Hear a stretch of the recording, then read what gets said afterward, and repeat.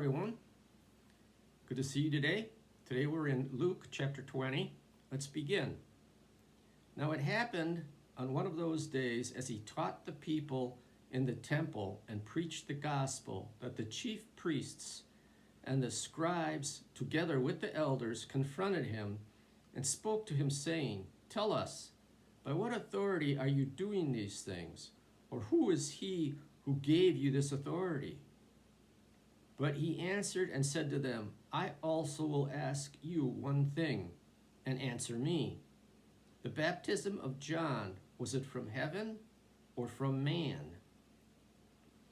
They reasoned among themselves, saying, "If we say from heaven, he will say, 'Why did you not believe him?'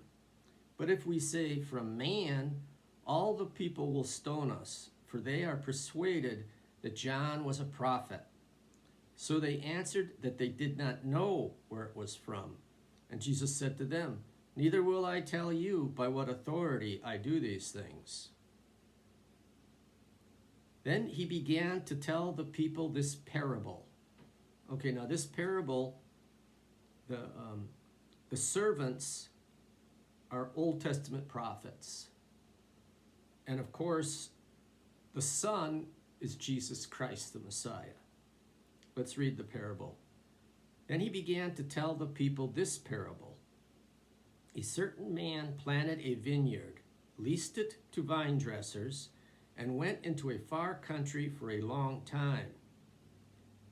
Now, at vintage time, he sent a servant to the vine dressers that they might give him some of the fruit of the vineyard. But the vine dressers beat him and sent him away empty-handed. Again, he sent another servant, and they beat him also, treated him shamefully, and sent him away empty-handed. And again, he sent a third, and they wounded him also and cast him out. Now the owner of the vineyard said, "What shall I do? I will send my beloved son. Probably they will respect him when they see him." But when the vine dressers saw him, they reasoned among themselves, saying, This is heir to come. Let us kill him, and the inheritance may be ours." So they cast him out of the vineyard and killed him. Therefore, what will the owner of the vineyard do to them? He will come and destroy those vine dressers and give the vineyard to others. And when they heard this, they said, "Certainly not." And he said to them, "What then is this that is written? The stone which the builders rejected has come the chief cornerstone. Whatsoever falls on that stone will be broken, but on whomever it falls, it will grind him to powder." And the chief priests and the scribes that very hour sought to lay hands on him, but they feared the people, for they know he had spoken this parable against them. So the chief priests were, you could say, they were very upset because he told them outright what they were. And they sure didn't like it. Now, Jesus quoted the Old Testament when he said, "The stone which the builders rejected has become the chief cornerstone." Okay, that's Jesus Christ as the chief cornerstone. "Whoever falls on the stone will be broken, but whomever it falls, it will grind him to powder." Okay? Now, when I read this parable, and I read the quote that Jesus, Old Testament quote, I think of AD 70, when the Jerusalem, the Temple Mount was destroyed. Okay, that's just me. So they watched him and sent spies who pretended to be righteous, that they might seize on his words in order to deliver him to the power and the authority of the governor. Then they asked him, saying, Teacher, we know that you say and teach rightly, and you do not show personal favoritism, but teach the way God is truth. Is it lawful for us to pay taxes to Caesar or not? But he perceived their craftiness and said to them, Why do you test me?